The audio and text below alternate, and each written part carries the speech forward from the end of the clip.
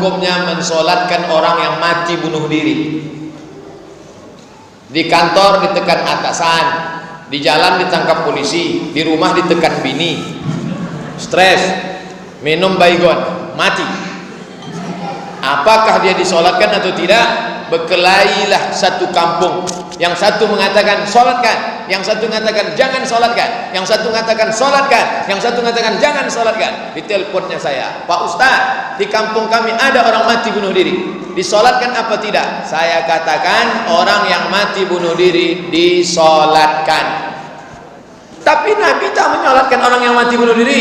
Nabi tidak menyolatkan orang yang mati bunuh diri. Itu bukan linnahi, bukan larangan, tapi lizzajri, teguran. Nabi tidak ikut menyolatkannya, tapi sahabat yang menyolatkan tak dilarang Nabi. Ingat, orang yang mati bunuh diri tetap disolatkan. Dalilnya Nabi tidak menyolatkan karena itu lizzajri, teguran, jangan bunuh diri. Tapi sahabat Nabi menyolatkan, Nabi diam. Diamnya Nabi itu namanya takrir, boleh menyolatkan orang yang mati bunuh diri. Tapi kata Syekh Atiyah Soqar, ada orang yang mati bunuh diri tak boleh disolatkan. Kenapa? Karena beberapa hari sebelum mati dia murtad. Murtad dia sebelum mati, maka dia tidak layak disolatkan. Orang yang murtad gugur 4, tak boleh dimandikan, tak boleh dikafankan, tak boleh disolatkan, tak boleh dimakamkan di pemakaman kaum muslimin. Jadi jenazahnya diapakan Pak Ustaz? Campakkan ke Sungai Siak.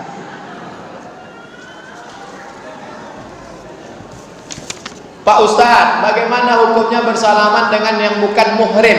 Orang yang pakaian ihram namanya muhrim. Orang pakai ihram itu muhrim.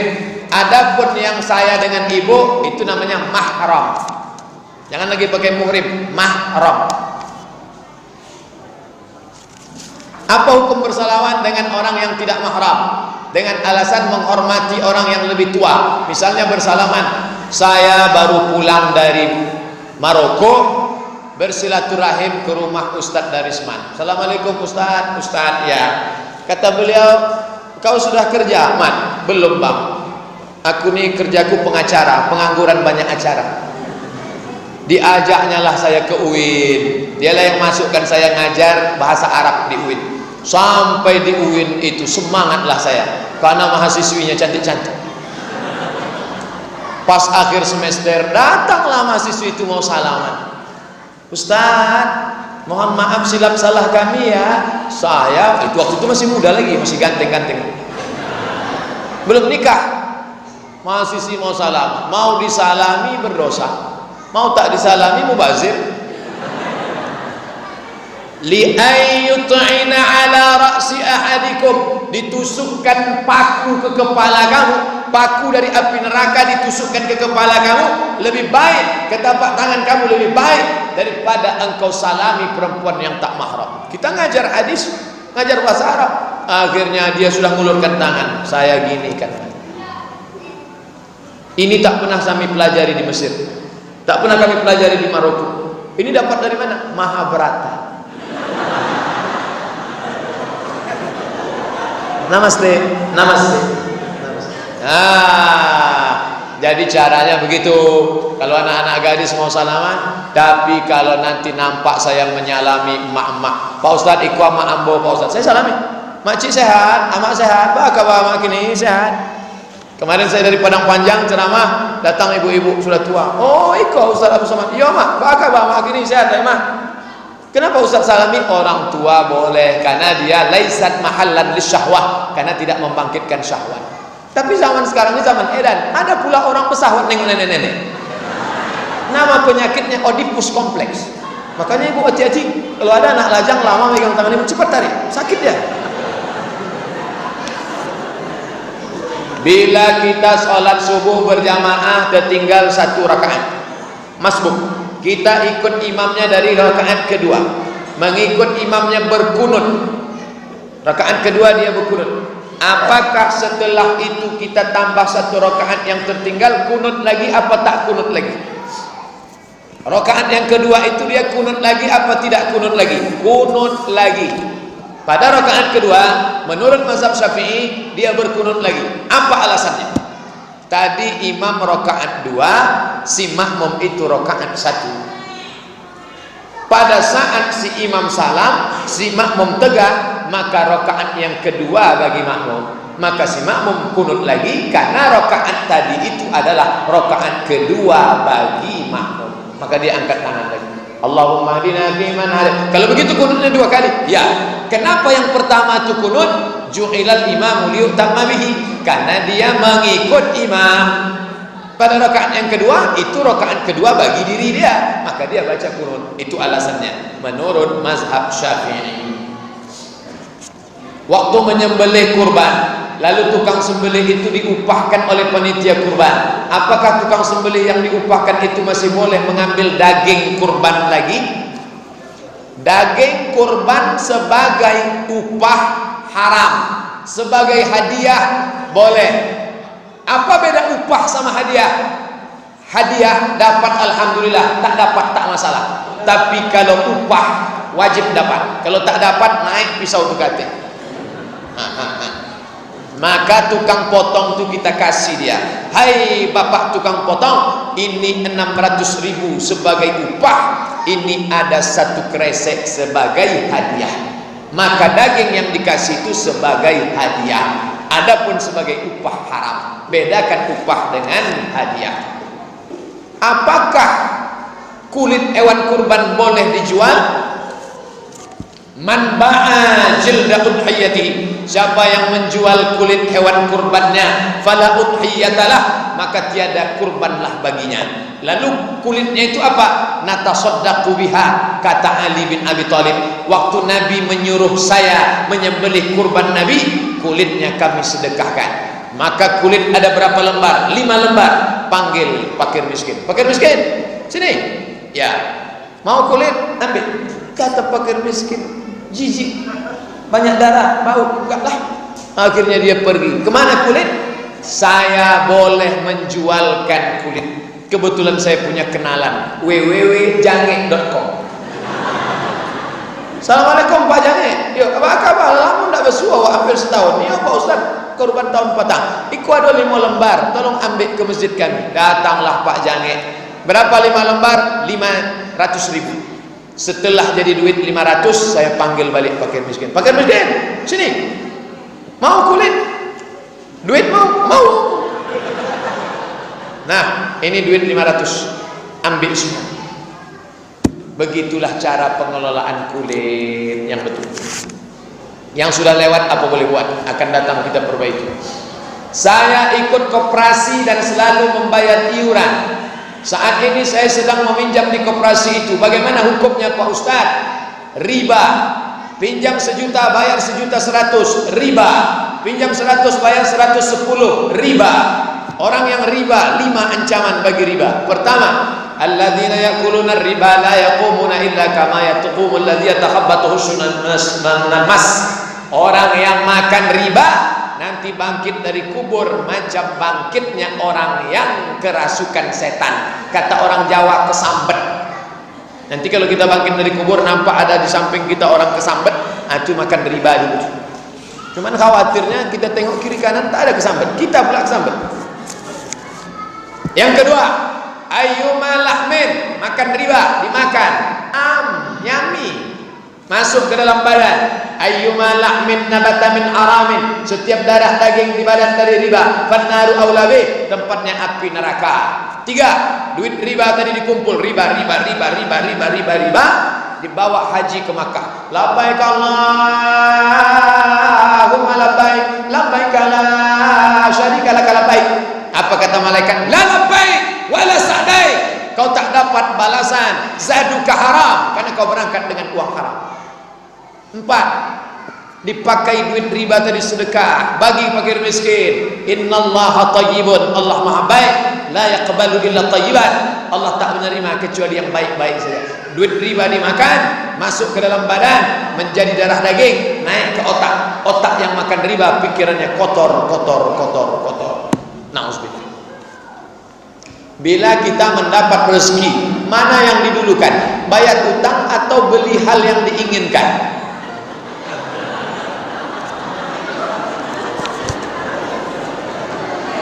Ini saya tunjukkan ayatnya. Surat Al-Baqarah ayat 282. Ini Samsung sedang murah nih. Al-Baqarah 282. Coba tengok. Ini saya kasih tanda satu halaman. Nih, saya kasih tanda pakai kertas yang nanya utang tadi. Ya ayyuhalladzina amanu, hai orang-orang yang beriman, idza tadayantum bidainin, kalau kalian menjalin transaksi utang piutang, ila ajalin musamma, sampai batas waktu tertentu, tulis. Ayat paling panjang bukan tentang sholat, bukan tentang puasa, tentang hutang piutang, bayar hutang yang sudah jatuh tempo. Orang yang mati syahid tidak akan merasakan sakratul maut, tidak merasakan azab kubur, tidak merasakan hisab, illa dain, hutang. Yang mati syahid saja hutangnya dituntut, apalagi mati konyol. Jadi ya, keinginan-keinginan tunda dulu, bayar hutang dulu. Ini hutang tak ada yang bisa menolong kecuali hutang. Bagaimana sebenarnya tanggung jawab hutang itu, Pak Ustaz? Ayat hutang yang luar biasa. Orang yang tidak membayar hutang mati, maka di akhirat dia mesti cari itu orang. Dia cari di mana? Di padang mahsyar. Mencarinya di padang mahsyar. Di padang panjang aja payah jumpa, apalagi di padang mahsyar. Saya tak sanggup membayangkan hutang piutang. Makanya Ustadz Darisman Ahmad, kalau ada hutang saya waktu di Mesir dulu, tolong izinkan aja lah. Bolehkah puasa Asyura 9, 10 sebaleh dilanjutkan dengan puasa sunat Kamis yang jatuh tanggal 12, lalu dilanjutkan lagi dengan puasa 13, 14, 15 yang berakhir di hari Ahad, pada hari Seninnya dilanjutkan lagi dengan puasa sunnah? Boleh apa tak boleh? Boleh. Udah itu aja. Iya. Kalau cuma bilang boleh tak boleh, kami pun pandai. Dalilnya mana? Dalilnya hadis riwayat seorang laki-laki dari Bahilah, rajulun al-Bahili min al-Bahilah. Apa kata dia kepada Nabi? Ya Rasulullah, aku mau puasa. Apa kata Nabi? Wa minal hurumi fasum, berpuasalah engkau di bulan-bulan haram. Bulan haram itu berapa? 4. Zulqa'dah, Zulhijjah, Muharram, Rajab. Andai dia berpuasa full tetap boleh. Tapi bagi perempuan puasa sunat tak boleh kalau tak izin suami. Jangan lupa mengurus surat izin atasan. Beruntung betuah ibu-ibu, suaminya rajin mengaji, balik dari sini langsung dilingkarinya hari Senin 9 Muharram, hari Selasa 10 Muharram, hari Rabu 11 Muharram. Jangan lupa puasa 10 Muharram, tapi puasanya 3 hari, 9, 10, 11. Kalau tak bisa 3 hari, 2 hari, 9, 10. Kalau tak bisa 2 hari, 10 saja. Andai tak bisa juga 1 hari, innalillahi wa inna ilaihi raji'un. Nih, boleh dia puasa 4 bulan kalau laki-laki itu memang sehat walafiat. Mencari nafkah wajib, berpuasa sunat. Gara-gara puasa sunat dia tak mencari nafkah, tak betul. Ini orang jahil skala prioritas dalam beramal. Tapi kalau tak ada penghalang, boleh dia puasa sunat banyak-banyak. Rumah saya dekat masjid. Setelah azan saya sholat sunat rawatib di rumah. Bila sebelum iqamah saya ke masjid, apakah sholat tahiyatul masjid? Iya. Mana dalilnya? Idza dakhala ahadukumul masjid, kalau kamu masuk masjid, fala yajlis, jangan duduk, hatta yusalli raka'ataini, sholat sunat 2 rakaat. Dalil umum. Masuk masjid, usolli sunnata tahiyatul masjid raka'ataini lillahi ta'ala. Sholat sunat tahiyatul masjid. Saya alergi dengan angin AC. Saya pun juga. Makanya saya kalau sudah di hotel sekamar sama acara-acara dia pakai AC, saya cari siapa ya dosen yang tak pakai AC. Tak ada tak pakai AC. Nah, dapatlah saya kamar sendiri yang membuat saya bersin-bersin.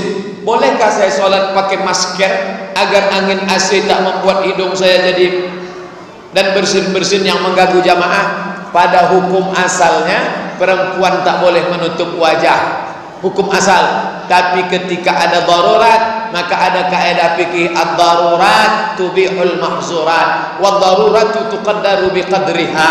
Pada saat darurat karena penyakit, jangankan pakai penutup wajah, makan babi pun boleh. Sampai di hutan tak ada makanan, Yang ada cuma dua, babi atau mati. Pilih mati atau babi. Tak boleh pilih mati. Makanlah babi. Makanya bawa kecap, oles-oleskan babi itu. Tapi jangan kenyang-kenyang.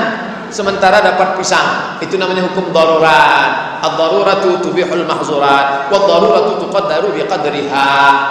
Bila wanita haid, apakah boleh dia mendatangi masjid untuk mendengar pengajian? Saya pakai kitab Al-Fiqhul Islami wa Adillatuh. Kalau ada ustadz lain pakai kitab lain, mungkin dia punya referensi lain. Tapi yang saya pakai adalah Syekh Wahbah Zuhaili. Kata Syekh Wahbah Zuhaili, perempuan yang sedang haid tak boleh membaca Al-Quran, tak boleh memegang Al-Quran, tak boleh membawa Al-Quran, tak boleh masuk masjid, tak boleh solat sunat tahiyatul masjid, tidak boleh solat, tidak boleh tawaf. Maka saya pegang ini, maka dia tidak boleh melakukan itu. Kalau dia mau ikut pengajian di mana? Di emperan masjid, di selasar masjid. Emperan, selasar, teras, balkon. Makanya yang bangun Masjid Nurul Falah ini orang ngerti fikih, makanya dibuatnya ada emperan. Makanya kalau saya sudah pengajian malam, ada orang bapak-bapak yang duduk di emperan, itu saya bilang itu haid semua tuh. Kan banyak orang tersinggung kalau saya pengajian. Saya insya Allah selalu sholat sunat taubat, sholat sunat hajat, sholat sunat tahajud tiap malam. Mudah-mudahan kita diberikan ke istiqomah sholat. Di manalah waktu yang paling baik untuk berdoa Pak Ustaz? Setelah setiap selesai sholat itu, atau saya selesaikan semua sholat, atau di akhir sholat? Kapan waktu paling baik berdoa? Hadis riwayat Muslim, aqrabu ma yakunul abdu min rabbih wa huwa sajid. Orang yang paling dekat dengan Allah waktu sujud. Fa'aksiru fihi du'a. Sujud terakhir salat hajat, sujud terakhir salat tahajud, sujud terakhir salat witir, mintalah sebanyak-banyaknya di ujung itu. Tapi tidak boleh pakai bahasa Indonesia. Kalau diucapkan di mulut batal salat. Ambo kiniko batal langsung. Maka dalam hati saja. Berapa lama sujudnya? Waktu Nabi sedang sujud terakhir, dicubit Aisyah tangan Nabi dicubit Aisyah. Selesai sholat, Nabi tanya, Aisyah, kenapa kau cubit tangan? Kata Nabi, kata Aisyah, kusangka kau sudah sakratul maut. Maka perlama-lamalah sujud. Itu waktu pertama. Yang kedua, setelah tasyahud. Fil alamina innaka hamidum majid. Allahumma ighfir li ma qaddamtu wa ma akhartu wa ma asrartu wa ma a'lantu wa ma asraftu wa ma anta a'lamu bi minni antal muqaddim wa antal muakhir la ilaha illa anta subhanaka inni kuntu minaz zalimin. Allahumma inni a'udzubika min 'adzabi jahannam wa min 'adzabil qabri wa min fitnatil mahya wal mamat wa min syarri fitnatil masiihid dajjal. Allahumma a'inna 'ala dzikrika wa syukrika wa husni ibadatik. Tambahkanlah apa yang mau dimintakan. Selesai itu, selesai salat, angkat tangan. Saya tak bisa bahasa Arab Pak Ustaz. Doa itu cuma 4 yang bahasa Arab. A'udzubillahi minasyaitonirrajim. Bismillahirrahmanirrahim. Alhamdulillahirabbil alamin. Wassalatu wassalam. A'udzubillah, bismillah, alhamdulillah, selawat. Sisanya bahasa Indonesia. Anakku sedang sekolah di Yogyakarta, ya Allah, jauhkan dia dari Syiah, jauhkan dari kelompok sesat, jauhkan dari aliran kebatinan. Jangan sampai dia ikut Ki Gendeng Pamungkas di Joko Bodo. Jangan sampai dia ikut penggandaan uang. Jangan sampai dia kena narkoba. Cepatlah dia selesai S1, nilai IP-nya 4, pulang ke Pekanbaru bisa dia jadi PNS, honorer, minta apa-apa, tapi jangan lama-lama. Saya tak bisa doa kalau pakai bahasa Indonesia Pak Ustaz. Bahasa awak nan rancaknya iko banyak mana akan dimintakan anak pak tetamu alun balaki anak kedua alun babinin anak ketiga bacara pulau. Iki wis perang-perang dino pojok nek rong teko piye iki wis ngalor ngidul ngetan ya Allah. Bagaimana cara menasehati dan mengajak anak sholat? Karena anak saya tak mau sholat sama sekali, bahkan sholat Jumat pun tak mau Pak Ustaz. Muru auladakum bis shalah, suruh anak kamu salat wahum abna'u sab'a, 7 tahun suruh. Wadribuhum fil asra, umur 10 pukul, umur 7 suruh, umur 10 pukul. Kalau dia tak mau juga usir. Kamu uang sekolah, uang kuliah, kunci motor, uang bensin, APBD potong 25%. Ikut cakap saya. Kenapa anak ini berani melawan? Karena dari kecil tidak dididik. Kalau hendak membentuk buluh, bentuklah dari rebung. Rebung yang bisa dibentuk. Kalau sudah jadi bambu kuning, dia akan pecah. Ini masih rebung, bisa dibentuk. Tapi kalau dia sudah jadi bambu, ada dua kemungkinan. Kalau tidak dia patah, kepala awak pecah. Umur saya sekarang 39 tahun. Nanti tahun 2017 40 tahun. Tapi dengan emak saya masih takut. Kalau emak saya manggil, "Mat, sini." Emak saya tak manggil ustaz, manggil nama aja. "Mat, sini dulu." "Waang jangan duzina." Aku nih ustaz nih, Mak. Ustaz pun banyak setannya. Sampai hari ini mak saya main panggil, "Sini." Masih takut lagi sama. Maka saya heran nengok ibu-ibu ngaju, anak saya kok nggak takut, berarti ada something wrong. Ada kesalahan dari awal. Ini udah salah setting ini. Kenapa bisa terjadi? Ingat, kejahatan terjadi bukan hanya karena ada niat dari pelakunya, tapi juga karena ada kesempatan. Waspadalah. Waspada. Bagaimana Pak Ustaz kalau suami saya rajin sholat tapi tak pernah baca Quran? Iqra'ul Quran, bacalah Al-Quran. Fa innahu ya'ti yaumal qiyamah, Quran itu akan datang pada hari kiamat. Syafi'an li ashabi, dia akan memberikan syafaat pertolongan. Bacalah Al-Quran. One day, one juz, satu hari satu juz. Kalau tak sanggup satu hari satu juz, one day half juz, satu hari setengah juz. Kalau tak sanggup, one day one page, satu hari satu halaman. Ikut program Odoj, one day one juz, motivasi. Yang penting baca Quran. Belum sanggup baca semua Quran, baca hatinya Quran. Yasin. Man qara'a Yasin fi lailatin, siapa yang baca Yasin pada suatu malam, asbaha maghfuran lah, pada waktu subuhnya dia sudah diampuni Allah. Awal-awalnya Yasin, habis itu Al-Kahfi malam Jumat, habis itu juz Tabarak. Siapa yang baca 30 ayat sebelum tidur malam, tabarakalladzi biyadihil mulku wa huwa ala kulli syai'in qadir, dijauhkan dari azab kubur. Membaca surat Al-Waqi'ah, dijauhkan daripada miskin susah melarat. Dipahami maknanya, membangkitkan semangat etos kerja. Tapi dia bukan mantra, bukan dibaca-baca tiba-tiba datang duit dari atas, bukan. Itu namanya Dimas Kanjeng.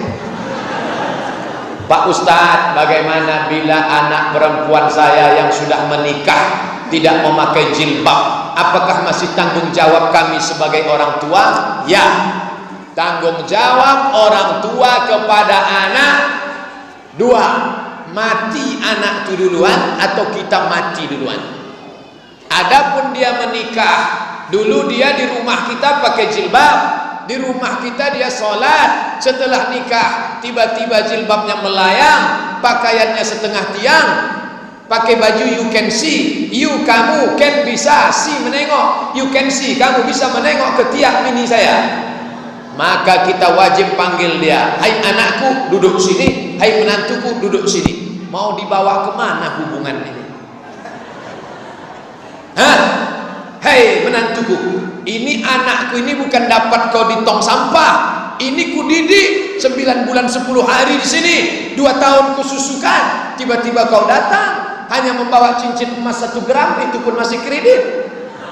Enaknya kau menyuruh dia buka jilbab. Maka kau mesti takut pada Allah. Makanya sebelum menikahkan anak itu, menantu itu di fit and proper test. Apa yang pertama ditengok? Agama. Nih, yang masih punya anak-anak gadis yang akan menikah, hai saudara-saudaraku, bapak ibu saudaraku yang kusayangi sekalian, mau menikahkan anak, yang pertama tengok agamanya. Allahumma inna nas'aluka salamatan. Ibu ni asal sudah datang anak lajang buka gorden tengok pakai mobil mewah. Ikolah nggak nampak malam tadi waktu istikharah, Bang. Jadi nikahkan aja sama ini. Entah tak sembahyang, tak perlu tanya sholat tak sholat, yang penting kita nikahkan. Akhirnya dinikahkanlah sama orang yang tak sholat. Disuruhnya buka jilbab, disuruhnya tinggalkan sholat, disuruhnya rambut rebonding, disuruhnya pakai keriting. Macam anak Ahmad Albar anak kita tuh jadi rusak agama. Tidak ada yang dapat menyelamatkan umat ini selain balik kepada agama. Siapakah mahram kita yang boleh bersalaman bersentuhan dengan kita, Pak Ustaz? Karena antara ipar kita apakah mahram? Dengan guru, dengan murid? Karena banyak orang sembarangan salaman. Saya dengan mahasiswi tidak. Tapi anak-anak MDA ini kalau salaman, kan anak kecil, menengok anak-anak ingat kita anak di rumah, menengok mahasiswi lupa bini kita di rumah. Jangan kena alasan murid. Ingat, talbisu iblis, setan sedang bermain. Dia sudah akil balik, tangannya lembut, ada getaran-getaran syahwat. Saya tak bersahwat Pak Ustaz. Berarti homo. Hati-hati. Nah, adapun adik ipar, kata Nabi, jangan kalian dekat-dekat. Wa kaifal hamu? Alhamu al-maut. Alhamu al-maut. Ipar itu mati, kata Nabi. Ipar mati. Kenapa ipar itu disebut mati? Saya nikah dengan kakaknya, saya mesra dengan adik ipar. Ini kalau sempat terjadi mati. Kisah nyata, true story. Bertanya ke saya, Pak Ustadz, boleh saya nikah lagi? Boleh. Suruh izin, surat izin atasan. Tapi kalau saya menikah hancur rumah tangga ini Pak Ustadz. Kenapa? Yang suka sama saya itu adik ipar saya. Tengok, sudah macam adik saya, sudah macam adik saya, sudah macam. Berapa lama yang awalnya macam menjadi macam-macam. Hati-hati. Adik ipar, Ustadz punya adik ipar? Punya. Pernah Ustadz salami? Sekali, haram tak pernah salam. Asal dia mau salaman, jaga. Aneh kata orang, ja'al Islam gharibun. Islam di waktu datang dulu pertama kali aneh. Fasawfa yakunu ghariban, di akhir zaman dia akan aneh. Fatuba lil ghuraba. Berbahagialah orang yang dianggap aneh. Kita mulai dari keluarga diri kita sendiri. Adik ipar tak disangka. Bagaimana orang sekarang banyak menitipkan anaknya ke orang tuanya karena dia bekerja dan istri bekerja.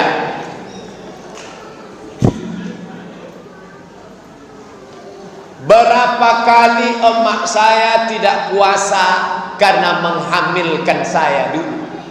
Berapa hari puasanya tinggal karena saya menyusu dengan dia. Saya tanya ke emak saya, "Mak, ya, waktu mak membesarkan aku berapa hari tinggal?"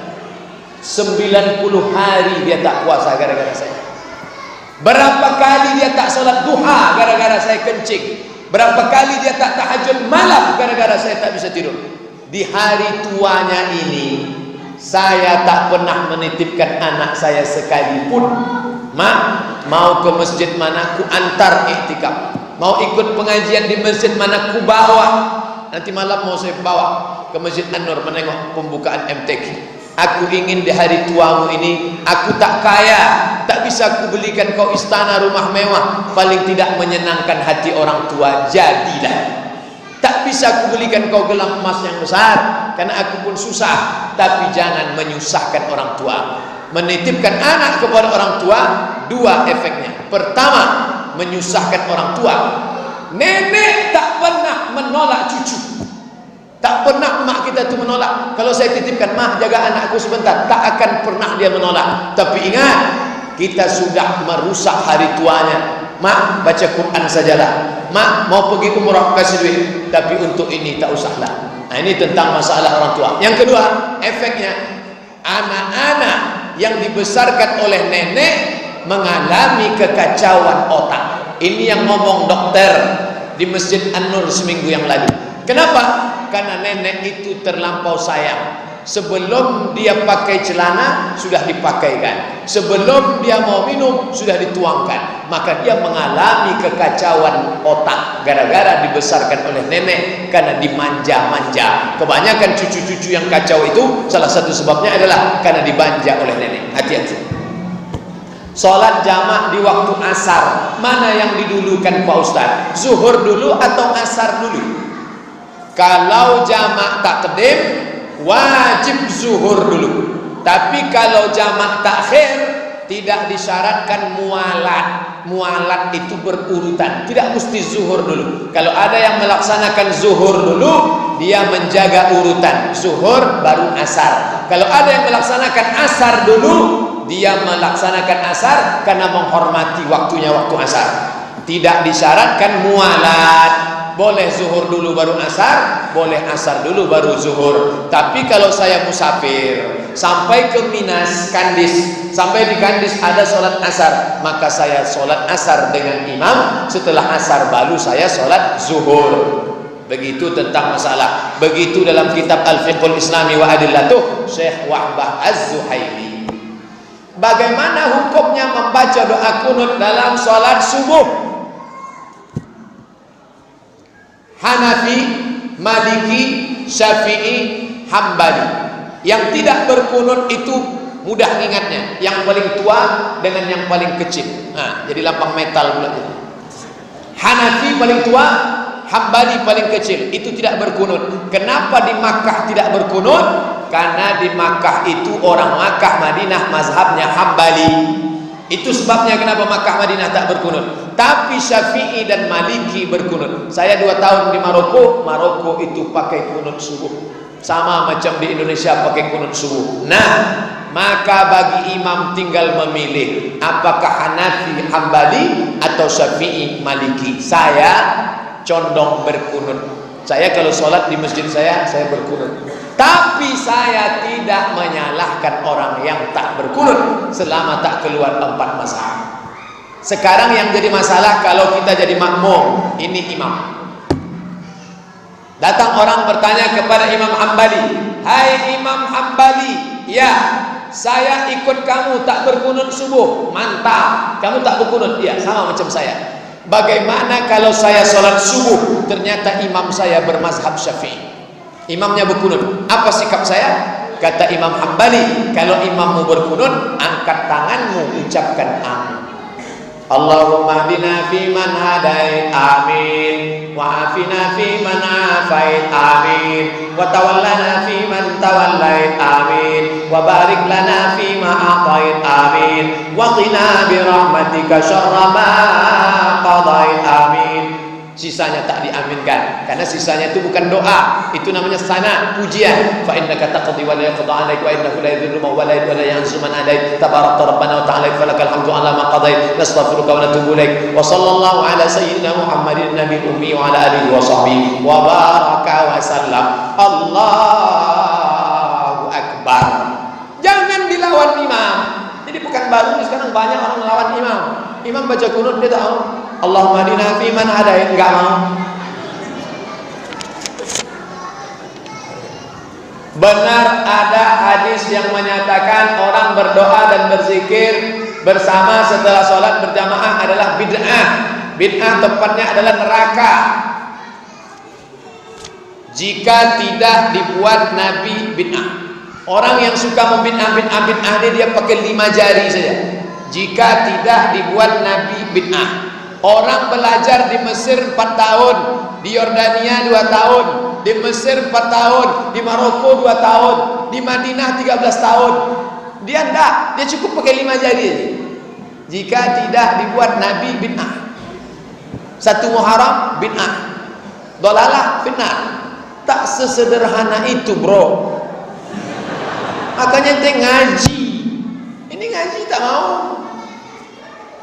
Selama ada dalilnya, maka dia tidak boleh disebut bid'ah. Apakah dalil itu am, apakah khas, apakah mutlaq, apakah muqayyad, apakah ba'id ataupun qarib. Selama ada 6 dalil, tidak boleh dikatakan bid'ah. Nah, bagaimana kalau imam itu baca doa? Allahumma inna nas'aluka salamatan fid din, amin. Ada tak dalilnya? La yajtami malaun, sekelompok orang berkumpul. Fayad'u ba'duhum, berdoa satu orang. Wa yu'minuhum sa'iruhum, diaminkan oleh yang lain. Illa ajabahumullah, Allah mengabulkan doa mereka. Ada dalilnya. Dalil ini diperkuat dengan ayat Quran. Qad ujibat da'watukuma, doa kalian berdua dikabulkan. Yang berdoa itu Nabi Musa. Ya Allah, selamatkan kami menghadapi Fir'aun, selamatkan kami melawan Fir'aun, selamatkan kami dari kejaran Fir'aun. Yang mengaminkan Nabi Harun. Amin, amin. Doa bersama bukan hanya ada pada syariat Nabi Muhammad, tapi sudah ada pada zaman Nabi Musa alaihissalam. Buka tafsir Ibnu Katsir dalam ayat qad ujibat da'watukuma, ada dalil am, maka tak boleh dibid'ahkan. Apa kata Ustaz Abdullah Hadrami dari Malang? Kalau anda mengatakan saudara anda, hei pelaku bid'ah, maka anda sudah mengatakan hei pelaku neraka. Hati-hati, ini konsekuensi hukumnya luar biasa. Selama ada dalil, maka tak boleh dibid'ahkan orang lain. Dalil am, dalil khas, dalil mutlak, dalil muqayyad, dalil ba'id, dalil qarib. Di mana dibahas? Ilmu usul fikih. Sekarang ilmu usul fikih tak mau dipelajari orang. Sekolah tidak sekolah agama, membid'ahkan orang berapi-api. Mohon dibantu Pak Ustaz. Kenapa ada 4 mazhab? Siapa ngomong 4 mazhab? Syafi'i, Maliki, Hanafi, Hambali, Auza'i, Sufyan Tsauri, Sufyan ibnu Uyainah, Imam Lais ibnu Sa'ad, Imam Al-Auza'i, Imam Yahya ibnu Yahya Al-Laitsi.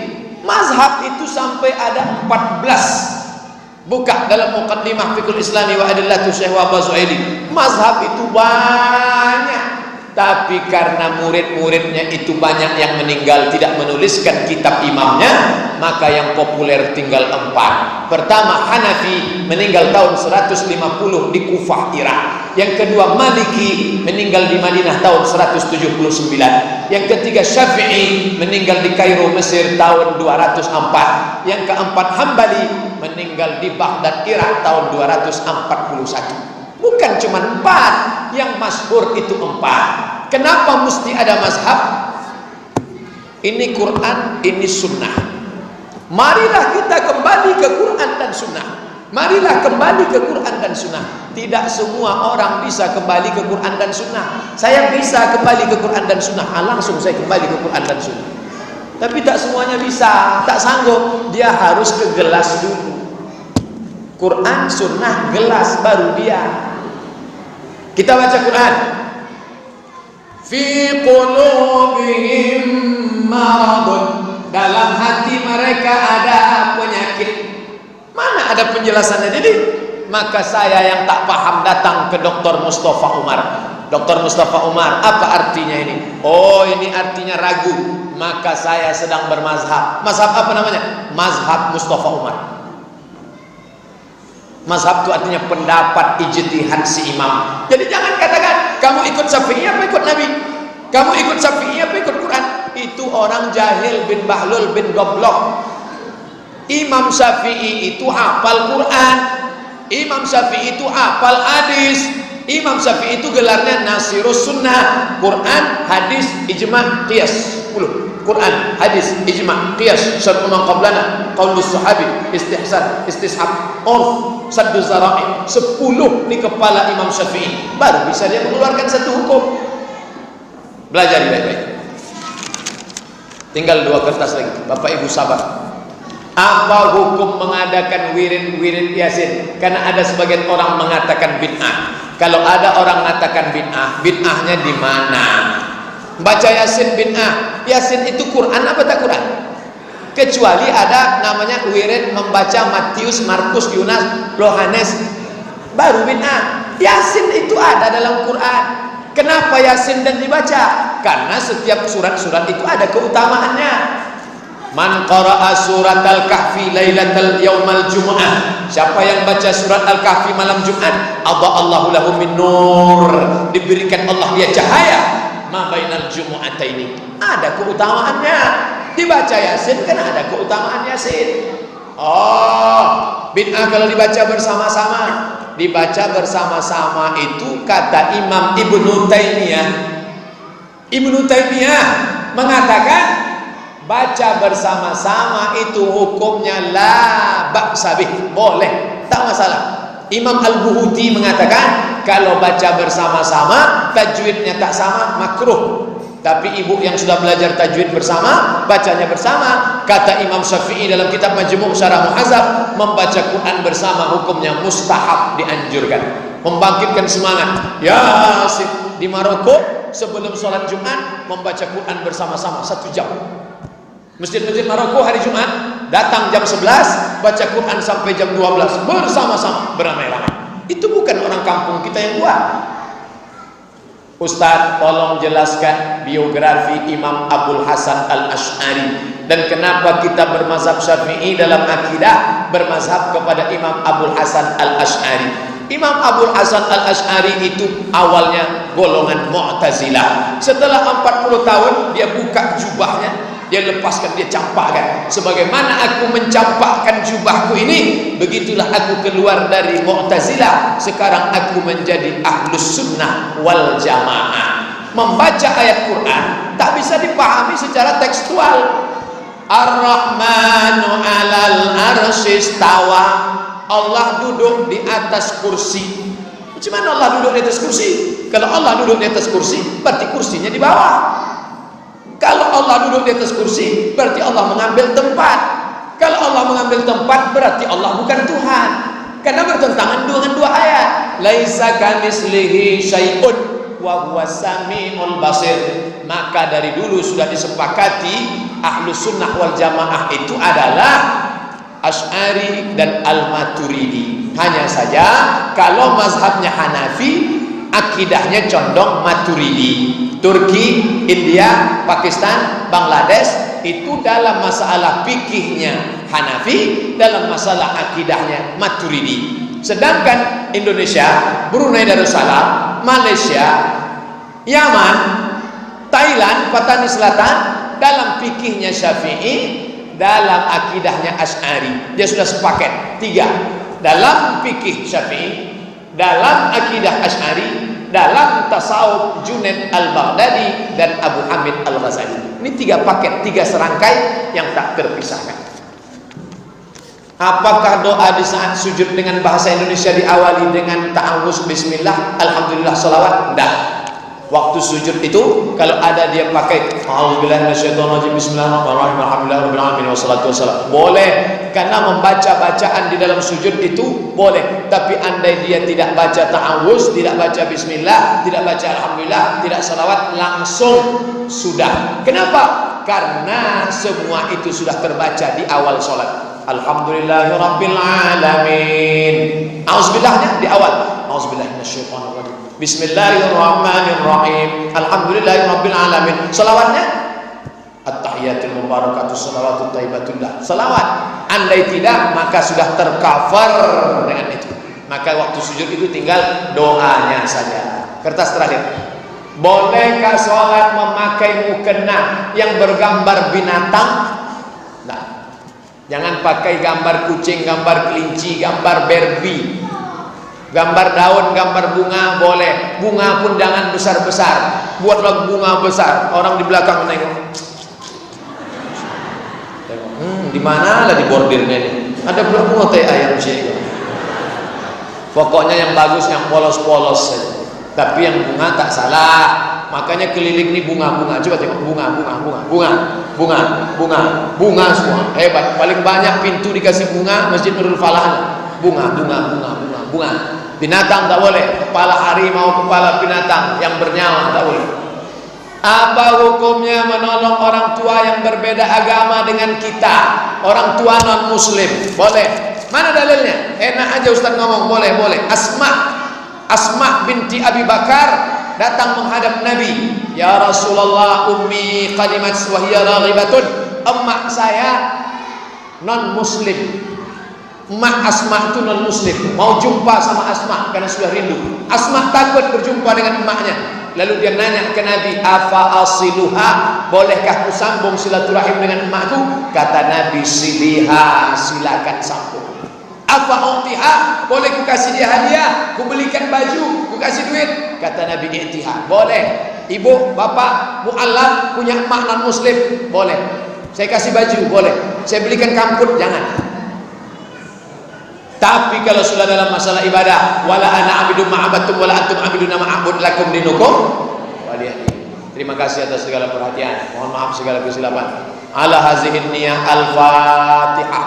A'udzubillahi minasyaitonir rajim. Bismillahirrahmanirrahim. Alhamdulillahirabbil alamin. Ar-Rahmanir Rahim, Maliki Yaumiddin. Iyyaka na'budu wa iyyaka nasta'in. Ihdinas siratal mustaqim. Siratal ladzina an'amta 'alaihim ghairil maghdubi 'alaihim waladdallin. Amin. Allahumma inna a'udzubillahi minasyaitonir rajim. Bismillahirrahmanirrahim. Alhamdulillahirabbil alamin. Wassalatu wassalamu ala asyrafil anbiya wal mursalin wa ala alihi wa sahbihi ajma'in.